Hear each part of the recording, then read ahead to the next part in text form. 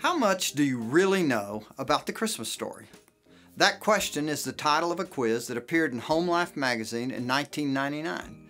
It was crafted by Steve and Ella Pettit of Florida. For years, I started New Testament survey portion of the Survey of the Bible by asking that question and then allowing my students to take the quiz in class. Many grew up in church, going to Sunday school, participating in Christmas plays and musicals, setting out nativity scenes, and of course reading all kinds of Christmas books of the Christmas story. I would say they all thought they knew it pretty well. So what about you? How well do you know the Christmas story? I've selected 7 of Pettit's questions to quiz you. As with all my quizzes, there are some rules. First, no Bibles can be open in front of you. Second, no cooperative answers are allowed, and if you took the course, then you're not allowed to help. This quiz is to gauge your knowledge, so here we go. Number 1. How many angels told the shepherds about the Savior being born? Was it A, a multitude, B, 2, Gabriel and Michael, C, 1, or D, who knows? Number 2. What animals were at Jesus' birth? Was it A, cows, sheep, and camels? B, cows, sheep, and donkeys? C, lions, tigers, and bears? Oh my. D, who knows? Number 3.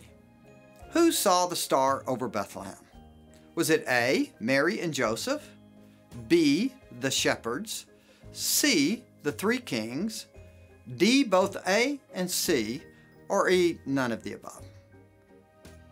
Number 4. What sign were the shepherds to look for? Was it A, a star over the stable? B, a barn outlined with Christmas lights? C, a baby in a manger? Or D, both A and C? Or E, none of the above? Number 5. What did the innkeeper say to Mary and Joseph? I have a stable out back. A. B, come back after the holidays. C, there's no room in the inn.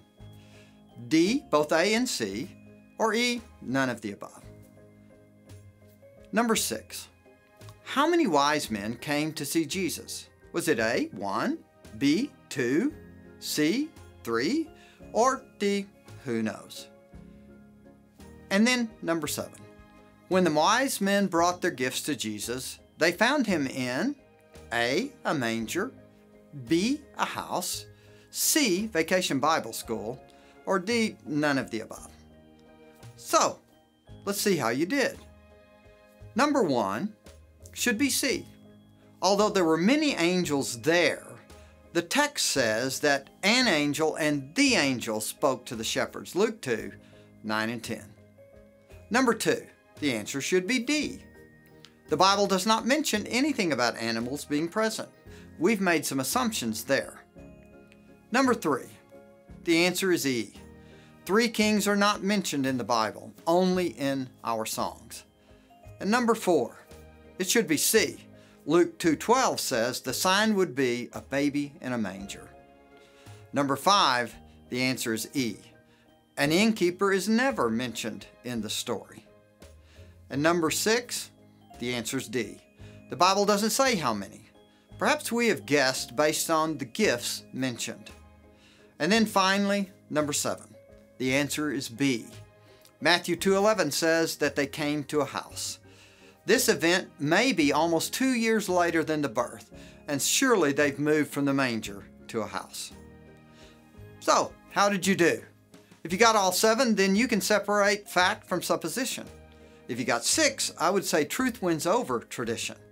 But if you didn't do so well, perhaps you've watched too many Christmas plays or studied your own nativity scene one too many times. And why would I give such a quiz? I want students to realize that with many of the biblical stories, and certainly with the Christmas story, we have read so many books, seen so many plays, sang so many songs, and passed down so many traditions related to Christmas that sometimes the line between those stories and the biblical truth gets fuzzy. In odd ways, we have rewritten the story to fit what we've heard or seen. It is my way to remind students that it is the biblical story we want to emphasize, not traditions. So does this mean that you shouldn't put out your nativity scene this year? Of course not. Enjoy it. And if you want to have those wise men, however many you have, Together with the shepherds, go ahead and put those cute animals in there as well. But this Christmas, take the time to actually read the story from Matthew and Luke to your children or just for your own spiritual enhancement, and celebrate the truth found in that story. To us, a Savior is born, and as John's Gospel puts it, the Word became flesh, and we beheld His glory. Merry Christmas.